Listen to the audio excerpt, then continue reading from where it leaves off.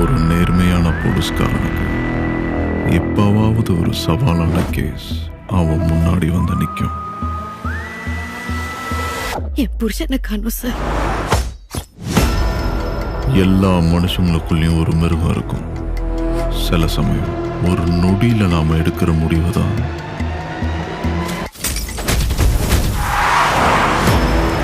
நம்ம மனுஷனா இல்ல மனித மிருகமான காட்டி கொடுக்கும். அந்த ஒரு நொடி நம்ம வாழ்க்கையவே புரட்டி போடும். அப்படிதான் அந்த கேஸும்.